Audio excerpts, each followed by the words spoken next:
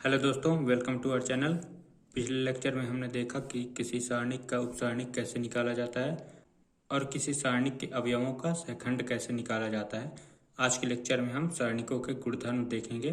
तो हमारा पहला गुणधर्म है, यदि किसी सारणिक की पंक्तियों को स्तंभों में तथा स्तंभों को पंक्तियों में परस्पर बदल दिया जाए तो सारणिक का मान अपरिवर्तित रहता है। तो इसे देखते हैं हम। यदि हमारे पास एक सारणिक डेल बराबर A1 B1 C1 A2 B2 C2 A3 B3 C3 है, ठीक है। तो इसमें कहता है सारणिक की पंक्तियों को स्तंभों में, यदि हम इसको, चलिए डेल है ये, तो हम इसे डेल 1 मान लेते हैं, ठीक है। इसका पंक्ति क्या है, R1 R2 R3, ओके। इसी प्रकार यहाँ पे कॉलम क्या है, C-1 C-2 C-3, ओके। तो कहता क्या है, सारणिक की पंक्तियों को स्तंभों में बदलना है। पंक्ति ये है तो हम लोग A1 B1 C1 कर दें, ठीक है। मतलब इस पंक्ति को हमने स्तंभ में लिख दिया और फिर A2 B2 C2 को A2 B2 C2 A3 B3 C3 A3 B3 C3 लिख दिया, ओके। और क्या कहता है, तथा स्तंभों को पंक्तियों में परस्पर बदल दिया जाए। तो अब देखिए इसी सारणिक का ना कहता है स्तंभों को पंक्तियों में बदलना है। देखिए ये डेल 1 है तो ये डेल 2 कर लेते हैं इसे। यदि कहता है स्तंभों को पंक्तियों में बदलना है तो स्तंभ क्या है, C-1 C-2 C-3। तो A1 A2 A3 है पहला स्तंभ, दूसरा है B1 B2 B3 है, तीसरा स्तंभ है C1 C2 C3। तो हम इसे A1 A2 A3 को ऐसे लिख देंगे, A1 A2 A3, okay. B1 B2 B3 को B1 B2 B3, ओके। और फिर C1 C2 C3 को C1 C2 C3 लिख देंगे। यहाँ पे देखिए हमने क्या किया है, पंक्तियों को स्तंभों में बदला, जो कि ये है, ठीक है। दूसरा क्या है, स्तंभों को पंक्तियों में बदला। हमने इसके स्तंभ को, ये A1 A2 वाले को ये पंक्ति में बदला, ठीक है। तो देखिए ये और ये बराबर हो गए। देखिए A1 A2 A3 A1 A2 A3 B1 B2 B3 B1 B2 B3 C1 C2 C3 C1 C2 C3, okay. यदि हम इसको प्रसार करेंगे तो इसकी जो वैल्यू आएगी, जो फाइनल वैल्यू आएगी, और इसको प्रसार करने पर जो भी हमें फाइनल वैल्यू आएगी वो इसके बराबर, इसके फाइनल वैल्यू के बराबर होगा। और ये दोनों तो बराबर हैं, तो इसकी फाइनल वैल्यू और इसकी फाइनल वैल्यू और इसकी फाइनल वैल्यू, तीनों की वैल्यू सेम होगी। चलिए एग्जाम्पल से देखते हैं तो ज़्यादा समझ में आएगा। तो एग्जाम्पल है, यदि हमारे पास एक सारणिक A है जिसकी वैल्यू ये है, ठीक है। यहाँ पे हमने देखा था, चाहे हम ये पंक्ति को स्तंभ में बदल रहे हैं या फिर इस स्तंभ को पंक्ति में बदल रहे हैं तो दोनों की वैल्यू सेम आ रही थी। तो हम लोग यहाँ पे सिर्फ ये C1 C2 C3 है, यहाँ पे हम पंक्तियों को स्तंभ में बदलेंगे। उससे पहले हम इसको प्रसार करके सॉल्व करेंगे। तो चलिए सॉल्व करते हैं। हम इस सारणी को R1 के अनुदिश प्रसार करेंगे तो हमको ये वैल्यू मिलेगी। यहाँ पे 1 है तो 1, तो ये स्तंभ खत्म होगा, ये स्तंभ जाएगा, और ये 4, तो 5 6 8 9 5 6 8 9 लिखे।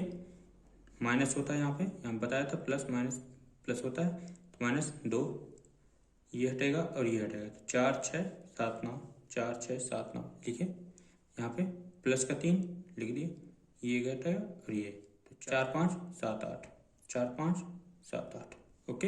अब हम इन्हें सॉल्व करेंगे तो हमको मिलेगा, तो हमको ये मिलेगा, ठीक है। तो इसे और भी सॉल्व करेंगे तो हमको मिलेगा, और फिर ये -3 -2, ये -6 बचेगा, +3, और ये -3 बचेगा, ओके। सॉल्व करेंगे तो -3 + 12 -9 = 0 आएगा, ओके। ये हमारा सारणिक A की वैल्यू है। अब हम इस सारणिक के पंक्ति को स्तंभ में बदलेंगे, उसके बाद इसको प्रसार करेंगे। तो चलिए करते हैं। सारणिक A के पंक्तियों को हम स्तंभ में बदलेंगे। चलिए सारणिक A है तो इसे यदि हम A' मान लेंगे, ओके। तब हम लिखेंगे, देखिए 1 2 3 है तो हम इसे 1 2 3 लिख देंगे, 4 5 6 ऐसे लिख देंगे, 7 8 9। ओके, अब ये R1 हो गया, ये R2 हो गया, ये R3 हो गया, C1 C2 C3 ये हो गए अब। ओके, अब हम इन्हें प्रसार करेंगे। देखिए एक है तो एक, तो ये हटेगा और ये हटेगा, 5 8 6 9 5 8 6 9। ओके, अब -4 क्योंकि हम R1 के अनुदेश कर रहे हैं ना प्रसार, तो 4 ये गया, ये तो 2 8 3 9 2 8 3 9। ओके, अब प्लस का 7 क्योंकि यहाँ प्लस होता है, यहाँ माइनस होता है, यहाँ प्लस होता है, 7 लिख दिए, ये गया और ये गया, तो 2 5 3 6 2 5 3 6। अब हम इन्हें सॉल्व करेंगे तो हमको मिलेगा, यहाँ पे मिलेगा हमें -3 -4 और यहाँ पे -6 +7 गुणे -3, तो हमको मिलेगा -3 प्लस का 24 -21 = 0। तो देखिए यहाँ पे हमको मान 0 मिल गया और यहाँ पे हमें पहले भी मान 0 मिला था। ओके, तो इससे प्रूफ हो गया। हमने यहाँ पे क्या किया था, पंक्ति को स्तंभ में चेंज किया था। देखिए यहाँ पे देखिए 1 2 3 को 1 2 3 में किया था। ओके, मतलब पंक्ति को हमने स्तंभ में किया था चेंज। हमने यहाँ पे इस सारणी को सॉल्व किया था तो हमको 0 मान मिला था। हमने यहाँ पे इस सारणी के पंक्ति को स्तंभ में कन्वर्ट करके इसको सॉल्व किया तो हम लोगों को यहाँ पे मान 0 मिलेगा, मतलब दोनों की वैल्यू सेम है। इसी कहते हैं कि सारणी का मान अपरिवर्तित रहता है यदि उस सारणी के पंक्ति को स्तंभ में बदलें या फिर स्तंभ को पंक्ति में बदले। तो चलिए पहला हमारा सॉल्व हो गया। अब हम दूसरा देखते हैं। दूसरा गुणधर्म कहता है यदि किसी सारणी की किन्हीं दो पंक्तियों या फिर स्तंभों को आपस में बदल देते हैं तो सारणी का संख्यात्मक मान तो वही रहता है लेकिन उसका चिन्ह बस चेंज हो जाता है। तो चलिए समझते हैं सारणिक से। यदि हमारे पास एक सारणिक डेल बराबर equal to A1 B1 C1 A2 B2 C2 A3 B3 C3 है। चलिए इसमें क्या कहता है, दो पंक्तियों को हम लोग यहाँ पे या फिर स्तंभों को, तो हम यहाँ पे पंक्ति का यूज करेंगे। चलिए यदि हम इसको डेल डैश माने, ठीक है, ये R1 R2 R3 पंक्ति है, C1 C2 C3 स्तंभ है। तो हम लोग क्या करते हैं यहाँ पे कि यहाँ पे लिख देते हैं R1 रिप्लेस बाई R2। इसका मतलब यही होता है कि हम लोग R1 को R2 से बदल रहे हैं एक दूसरे को। तो यहीं पे यही बोल रहा है ना कि दो पंक्तियों को आपस में बदल दिया जाए। तो यहाँ पे देखिए, यहाँ पे A2 B2 C2 लिख देंगे, यहाँ पे A1 B1 C1 लिख देंगे। इसमें तो कुछ कर नहीं रहे हैं तो ये सेम टू सेम रहेगा। ओके,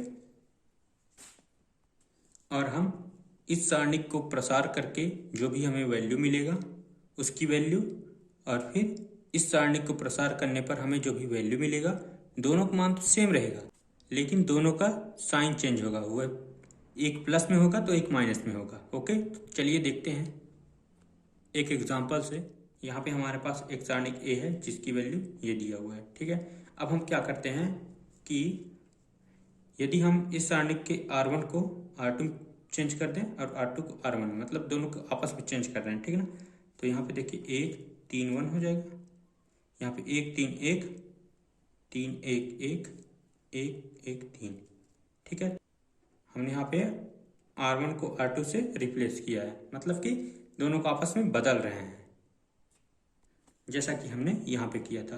अब यहाँ पे देखिए हमने यहाँ पे इसमें भी R1 R2 बताया, इसमें भी R1 R2 किया है लेकिन R3 का नहीं किया है। ये जरूरी नहीं है कि हम इसमें सिर्फ R1 या R2 कर सकते हैं, किसी भी दो पंक्ति या फिर दो स्तंभों को हम आपस में चेंज कर सकते हैं। तो चलिए इसे हम सॉल्व करेंगे। सबसे पहले हम ए का सारणिक निकालेंगे तो हमको मिलेगा, देखिए 3 है तो ये 3, ये कटा, तो 3 1 1 3, ये 3 1 1 3।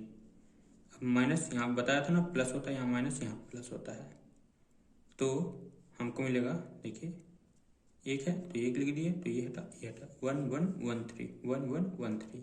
ओके, और यहाँ पे +1 तो +1 और ये हटा 1 3 1 1 1 3 1 1। ओके, चलिए इसे और भी सॉल्व करेंगे तो हमको मिलेगा यहाँ पे 3 × 8 -1 × 2 प्लस 1 × -2, तो हमको मिलेगा 24 -2 -2 = 20। Okay, 24 - 2 equal to 20। ओके, ये हमारा सारणिक ए का वैल्यू मिला है। ठीक है, अब हम सारणिक ए डैश का प्रसार करके वैल्यू निकालेंगे।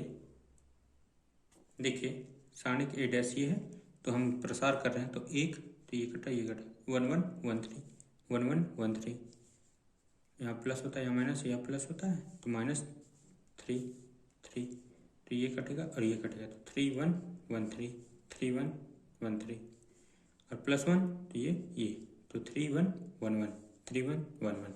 यदि हम इसे सॉल्व करेंगे तो हमको मिलेगा 1 × 1 × 3 -1। ओके, -3 यहाँ पे, तो आएगा 3 × 3 -1 × 1। आप समझ रहे हैं ना क्यों हो रहा है ये, क्योंकि 1 ये कटेगा, ये कटेगा, तो 1 × 3। ठीक है, अब -1 1 ये कटेगा, ये कटेगा 1। ओके, अब -3 यहाँ पे 3, तो ये कटेगा, ये कटेगा, तो 3 -1, क्योंकि यहाँ माइनस होता है ना, यहाँ प्लस में माइनस होता है, तो 1, तो ये कटा, ये कटा, तो 1। ओके, यहाँ +1। ठीक है, तो ये 3 गुणे ये हटा, ये हटा, तो 1। यहाँ प्लस होता है, यहाँ माइनस होता है ना, तो ये -1 गुणे ये हटा, ये हटा, तो ये 1। ओके, तो हम इसे सॉल्व करेंगे तो हमको मिलेगा 1 यहाँ पे, 3 - 1 -3 9 - 1 +1 3 - 1। ओके, इसे और भी सॉल्व करेंगे तो 2 - 3 × 8 +2, तो हमको मिलेगा 2 2 4 - 24 इक्वल टू -20। ओके, तो यहाँ पे देखिए, यहाँ पे प्लस का 20 है, यहाँ पे माइनस का 20 है। दूसरा गुणधर्म यही तो कहता है कि सारणी के किन्हीं भी दो पंक्ति या फिर स्तंभों को आपस में चेंज करेंगे तो उनका संख्यात्मक मान तो सेम रहेगा। देखिए जैसे सेम है, बस इनके चिन्ह पे थोड़ा फर्क है, क्योंकि ये प्लस में है, ये माइनस में है। ओके, अतः सारणिक ए का हमें प्रसार करने पर 20 मिला और सारणिक ए डैश के प्रसार करने पर -20 मिला। तो हम कह सकते हैं कि सारणिक ए बराबर माइनस सारणिक ए डैश। ओके, क्योंकि दोनों तो बराबर है ना, 20 बस साइन का बस चेंज है, ये प्लस का है, ये माइनस का है, तो हमने यहाँ पे प्लस लिख दिया, यहाँ पे माइनस लिख दिया। ओके, तो ये हो गया। अब हम तीसरा गुणधर्म देखेंगे। तो तीसरा गुणधर्म कहता है यदि किसी सारणी की कोई भी दो पंक्तियां या स्तंभ सर्वसम है, मतलब एक समान है, तो सारणी का मान 0 होता है। चलिए देखते हैं। यदि हमारे पास एक सारणी del equal to A1 B1 C1 A2 B2 C2 A3 B3 C3 है। ओके, इसमें कहता है यदि कोई सारणी की कोई दो पंक्तियां या स्तंभ सर्वसम है, मतलब एक समान है। देखिए यहाँ A1 B1 C1 A2 B2 C2 A3 B3 C3 है।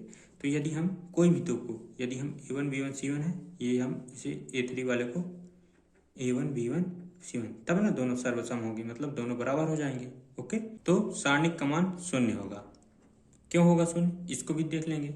यदि हम यहाँ पे क्या करते हैं, डेल है, यदि हम इसको डेल डैश माने और फिर इसमें एक चेंजेस कर दे कि A1 B1 C1 okay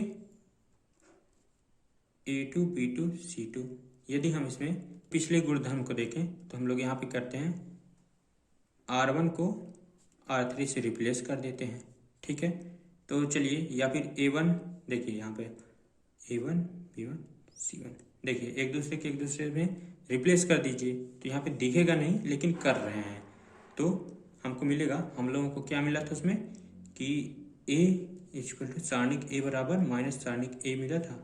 okay, तो इसी प्रकार इसमें del equal to minus del, यदि हम इसको यहाँ पे लेंगे तो ये del plus del equal to 0, यहाँ पे 2 डेल इक्वल टू 0, या फिर हम कह सकते हैं डेल इक्वल टू 0। यही तो बोल रहा है कि सारणिक का मान 0 होता है, तो ये देखिए डेल इक्वल टू 0, तो डेल की वैल्यू तो ये है, तो 0 आ गया। ओके, तो यही तो है। चलिए अब हम चौथा गुणधर्म देखेंगे। चौथा गुणधर्म कहता है यदि किसी सारणिक के किसी पंक्ति या फिर स्तंभ के सभी अवयवों में किसी अचर राशि जैसे k जो कि 0 नहीं होना चाहिए से गुणा करेंगे तो सारणिक के मान में भी k से गुणा हो जाता है। चलिए इसे हम समझते हैं। तो यदि हमारे पास एक सारणिक डेल है तो del equal to A1 B1 C1 A2 B2 C2 A3 B3 C3 है। तो इसका पंक्ति R1 R2 R3 है और फिर स्तंभ C1 dash C2 dash C3 dash है। ओके, अब यदि हम इसे प्रसार करेंगे, यहाँ पे हम सारणिक डेल को पंक्ति R1 के अनुदिश प्रसार कर रहे हैं तो हमको मिलेगा, देखिए यहाँ पे हम सारणिक डेल का पंक्ति R1 के अनुदिश प्रसार कर रहे हैं। तो A1 ये हट जाएगा और ये हट जाएगा, तो B2 C2 B3 C3 B2 C2 B3 C3। Okay, अब माइनस, क्योंकि यहाँ प्लस होता है माइनस होता है फिर प्लस होता है, बताया था मैं आपको। तो यहाँ पे B1 ये कटेगा और ये कटेगा, तो A2 C2 A3 C3 A3 C3 plus C1। Okay, तो ये कटेगा और ये कटेगा, तो A2 B2 A3 B3 A2 B2 A3 B3। अब इसे हम आगे सॉल्व करेंगे। इसे सॉल्व किए तो हमें ये मिला जो कि डेल की वैल्यू है। ठीक है, अब हम इस सारणिक के R1 पंक्ति में k का गुणा करेंगे। हमने यहाँ सारणिक डेल की प्रथम पंक्ति जो कि R1 है उस पर हम k का गुणा किए तो हम लोगों को ये मिला। बाकी ऐसे सेम लिख देंगे और हमको यहाँ पे मिलेगा R1 R2 R3। अब हम यहाँ पे पंक्ति R1 के अनुदिश प्रसार करेंगे। प्रसार किए तो हमें ये मिला, देखिए यहाँ पे R1 पंक्ति पे KA1 तो ये स्तंभ जाएगा, ये पंक्ति जाएगा, तो B1 ये स्तंभ, देखिए K1 है तो ये स्तंभ जाएगा, ये पंक्ति जाएगा, तो B2 C2 B3 C3 यहाँ पे लिखेंगे B2 C2 B3 C3। यहाँ बताया था ना प्लस माइनस प्लस होता है, तो माइनस माइनस KB1 ये स्तंभ जाएगा और ये पंक्ति जाएगा, तो A2 C2 A3 C3 A2 C2 A3 C3 plus plus KC1 और ये हटेगा और ये हटेगा, तो A2 B2 A3 B3 और यदि हम इससे ये देखें कि सब में k कॉमन है तो k कॉमन करके और यदि हम इन पे मल्टीप्लाई करेंगे तो हमको मिलेगा, देखिए A1 B2 C3 minus B3 C2 okay minus B1 है के तो हम बाहर ले लिए, इससे और इससे के हमने बाहर ले लिया, इन्हें सॉल्व कर रहे हैं तो हमको यहाँ पे मिला A2 C3 minus A3 C2 okay plus C1 A2 B3 यहाँ पे plus C1 A2 B3 minus A3 B2 okay. अब देखिए ये मान याद आ रहा है, ये मान तो हमारा यहाँ पे डेल था, देखिए ये यही मान है ना, सेम मान है, तो हम लोग लिख सकते हैं, तो हम लोग यहाँ पे लिख सकते हैं के डेल और यहाँ पे ये डेल 1 है। तो यही तो कह रहा है कि यदि हम किसी सारणिक के किसी भी पंक्ति या फिर स्तंभ के सभी अवयवों में हम किसी अचर संख्या, जैसे हमने यहाँ पे k का गुणा किया था, तो यदि हम गुणा करते हैं तो सारणिक के मान में भी, जैसे ये सारणिक का मान था तो इस पे k का गुणा हुआ, तो यही तो प्रूफ करना था और यही गुणधर्म। इस प्रमेय पे एक उपप्रमेय बनता है जिसपे कहता है यदि सारणिक के किसी भी पंक्ति या स्तंभ का प्रत्येक अवयव किसी अन्य पंक्ति या स्तंभ का k गुना हो तो उसका मान 0 होता है। ओके, जैसे यहाँ पे हमारा R1 है और R3 भी है। यहाँ पे देखिए पंक्ति R1 और R3 में देखिए वैल्यूज तो सेम है, देखिए A1 A2 A3 लेकिन इनमें k है। ओके, तो इसका मान हमें हमेशा 0 मिल जाएगा। पांचवा गुणधर्म कहता है यदि किसी सारणिक के किसी पंक्ति या स्तंभ के प्रत्येक अवयव 2 अवयवों का योग है, जैसे यहाँ पे देखिए ये स्तंभ 2 अवयवों का योग है, देखिए A1 alpha 1 A2 alpha 2 A3 alpha 3 है। ओके, तो ये C1 पे है, C1 C2 C3। यहाँ पे देखिए स्तंभ C1 पे हर एक अवयव 2 अवयवों का योग है। ठीक है, तो सारणिक को उसी कोटि, जैसे यहाँ पे ये 3x3 का सारणिक है, ठीक है, तो सारणिक को उसी कोटि, जैसे 3x3 का सारणिक है, 3x3 का ही सारणिक बनेगा और कितने बनेंगे 2। यहाँ पे दो अवयव हैं, एक दो, क्योंकि दो अवयवों का योग है तो दो अलग अलग सारणिक बनेंगे। जैसा कि हमने यहाँ पे किया है A1 A2 A3, A1 A2 A3 यहाँ पे लिख दिए, प्लस प्लस यहाँ लगा लिए, और alpha 1 alpha 2 alpha 3, alpha 1 alpha 2 alpha 3 यहाँ लिख दिए।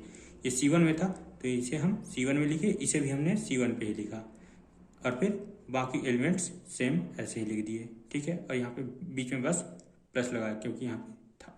तो हम लोग इसे ऐसा भी कर सकते हैं, गुणधर्म कहता है। ओके, अब हम छठवां गुणधर्म देखेंगे। छठवां गुणधर्म कहता है यदि किसी सारणिक, जैसे ये एक सारणिक है, कि किसी पंक्ति या स्तंभ के प्रत्येक अवयव में, जैसे कि हमारे यहाँ पे पहला पंक्ति हम लेंगे तो प्रत्येक अवयव में किसी अन्य पंक्ति के संगत अवयवों, जैसे कि हम यहाँ पे आर्थिक का अवयव लेंगे, ठीक है, संगत अवयवों को किसी अचर राशि से हम k से गुणा करेंगे और उसे गुणा करके जोड़ या घटा दिया जाए, तो हम यहाँ पे जोड़ेंगे तो सारणिक का मान अपरिवर्तित रहता है। तो चलिए हम लोग करते हैं, ये R1 है, R2 R3। यदि हम इस पे क्या करें कि R1 में R1 प्लस के R3 कर दें, यही बोल रहा है ना कि किसी पंक्ति या फिर स्तंभ पर, जो कि R1 पे प्रत्येक अवयव में करेंगे ना, ठीक है, किसी अन्य तो ये R3, ठीक है, कि सभी अवयवों में किसी अचर राशि जिसे हम k लिए हैं गुणा करके जोड़ेंगे, तो हम जोड़ेंगे, ठीक है। यहाँ पर घटाने के लिए बोला है, दोनों बोला है तो हम लोग एक चीज कर रहे हैं, दोनों में से एक बोला है तो हम लोग प्लस कर रहे हैं। ओके, तो सारणिक का मान अपरिवर्तित रहता है। जैसे कि हम आगे करेंगे तो यहाँ पे कर रहे हैं तो हमको मिलेगा डेल डैश मिल जाएगा, ओके, या फिर डेल 1 लिख लीजिए, तो मिलेगा A1 प्लस के A3 B1 प्लस के B3 C1 प्लस के C3। ओके, बाकी ये सब तो सेम रहेंगे, A3 B3 C3। ओके, तो इनका मान सेम रहेगा। यदि हम इसको प्रसार करेंगे और इसकी जो भी वैल्यू आएगा उसका मान, और फिर इसको प्रसार करने पर जो भी वैल्यू आएगा उसके मान में कोई भी परिवर्तन नहीं होगा, तो यही बोल रहा है, तो नहीं होगा। ओके, और फिर ये जो k है ना, इसका मान 0 हो जाएगा। k इक्वल टू 0 कैसे आएगा वो हम बताएंगे। देखिए यहाँ पे A1 प्लस के, ने अभी पांचवा गुणधर्म में देखा है कि यदि इस टाइप का कोई भी हो तो इन्हें हम अलग अलग कर सकते हैं। तो A1 A2 A3 B1 C1 B2 C2 B3 C3। Okay, plus है तो प्लस लिख दिए। ओके, अब ये k है तो सभी कॉमन ले लेंगे तो k आ जाएगा। ओके, तो A3 B3 C3 A2 B2 C2 A3 B3 C3। अब यहाँ पे देखिए R1 की वैल्यू और R3 की वैल्यू सेम है। तो हमने अभी अभी पांचवें गुणधर्म में देखा कि यदि दो पंक्ति या स्तंभों का मान यदि सेम हो तो इसका वैल्यू 0 हो जाएगा। ये यहाँ पे देखिए ये डेल की वैल्यू है तो ये डेल लिख दिए, प्लस के, इसका मान 0 आ जाएगा तो ये 0 हो जाएगा, के इक्वल टू 0 हो जाएगा, तो डेल इक्वल टू यही बचेगा, ये बचेगा। ओके, तो ये प्रूफ हो गया। अब हम सातवां गुणधर्म देखेंगे। सातवां गुणधर्म कहता है किसी सारणिक में किसी पंक्ति या स्तंभ के अवयवों और किसी अन्य, मतलब उसी सारणिक का किसी अन्य पंक्ति या स्तंभ के अवयवों के सहखंडों का गुणनफल का योग 0 होता है। देखिए क्या कहता है, हमारे पास एक सारणिक A है और यदि हम इसे प्रसार करते हैं तो हमको मिलता है, हम इसे प्रसार किए तो हमको ये वैल्यू मिला। ओके, और देखिए ये जो अवयव बन रहे हैं ये इसके उपसारणिक है, ठीक है, और हम उपसारणिकों को हल करते थे तो हमको सहखंड मिलता था, तो सॉल्व करते हैं इसे तो हमको ये मिलेगा, ठीक है। तो देखिए ये वैल्यू E11 का सहखंड है, ये वैल्यू A12 का सहखंड है, ठीक है, ये माइनस के सहित, ठीक है, और फिर ये वैल्यू इसका सहखंड है। तो हम लोग लिख सकते हैं, यदि हम इसको A11 मान लें तो A11, ये कैपिटल A11 मान लें, A11, और इसे हम कैपिटल A11 मान लें, माइनस A12, माइनस नहीं यहाँ पे प्लस होगा, ठीक है, हम लोग यहाँ पे माइनस के सहित इसको हम A12 मानेंगे। ओके, प्लस A13 इंटू इसे हम कैपिटल A13 मान लेंगे, ठीक है। और ये सारणिक ए था। अब देखिए सारणिक ए की वैल्यू क्या थी, हमने यहाँ सारणिक ए का वैल्यू रख दिया और इन्हें भी लिख देंगे और इसे हम इक्वेशन फर्स्ट मान लेंगे। हमने इसे लिख दिया। यहाँ पे देखिए ये अवयव है और ये उसका सेकंड है। तो गुणधर्म क्या कहता था कि सारणिक में किसी पंक्ति या स्तंभ के अवयवों को किसी अन्य पंक्ति या स्तंभ के अवयवों के सेकंड, जो कि ये है, ठीक है। ठीक है, अब हम समीकरण 1 में जितने भी A11 है, A12, A13, इनकी जगह पे हम A11 की जगह में A21 रखेंगे, A12 की जगह पे A22 रखेंगे, A13 की जगह में A23 रखेंगे, क्योंकि हम दूसरे पंक्ति का अवयव ले रहे हैं। ओके, तो चलिए देखिए यहाँ हमने यहाँ A11 की जगह पे A21 रख दिया, A12 की जगह पे A22 रख दिया, A13 की जगह पे A23 रख दिया। और यहाँ पे भी ठीक है, यहाँ पे भी अब देखिए यहाँ पे R1 और R2 दोनों पंक्तियां समान हैं, तो इसका मान 0 हो जाएगा। हमने प्रमेय 3 में पढ़ा था कि यदि दो पंक्ति या स्तंभों के अवयव समान हैं। हमने तीसरे गुणधर्म में पढ़ा था कि यदि किसी सारणिक के दो पंक्तियां या फिर स्तंभों का मान यदि समान है, जैसे इसमें देखिए A21 A21, A22 A22, A23 A23 है, समान है, तो इस वजह से इसका मान 0 हो जाएगा। तो ये हमारा A21 A11 plus A22 A12 plus A23 A13। अब देखिए ये गुणधर्म यही कहता था ना, किसी सारणिक के किसी पंक्ति या स्तंभ के अवयवों को, जो कि ये A21 A22 A23 है, ठीक है, और किसी अन्य पंक्ति या स्तंभ के अवयवों के सेकंडों का गुणनफल, तो सेकंडों के गुणनफल का योग 0 होता है। यहाँ पे देखिए ये A21 अलग पंक्ति का अवयव है और ये A11 अलग पंक्ति के सेकंड है, तो दोनों के गुणनफल का योग 0 हो गया। ओके, यही तो कह रहा था। इसी प्रकार यदि हम इसे आगे भी सॉल्व करेंगे तो A11 A12 A13 की जगह पे A31 A32 A33 रखेंगे तो उसका मान भी 0 ही आएगा, क्योंकि उसके भी पहले और तीसरे पंक्ति का मान समान होगा, इस वजह से वो भी 0 हो जाएगा। ओके, अब 8वां गुणधर्म देखेंगे। 8वां गुणधर्म कहता है यदि किसी सारणिक डेल के अवयव जिसमें x आता है तो वो x का बहुपद तो कहलाएगा। ओके, और यदि हम उसमें x बराबर a रखकर डेल का मान ज्ञात करें तो वो 0 आएगा, ठीक है। तब हम कह सकते हैं कि x माइनस a सारणिक डेल का गुणनखंड होगा। ओके, तो ये ज़्यादा वो नहीं है। तो चलिए ठीक है, आज का लेक्चर बस यहीं तक। ओके, तो वीडियो यदि पसंद आया हो तो लाइक करें और दोस्तों के साथ शेयर करें। Thank you.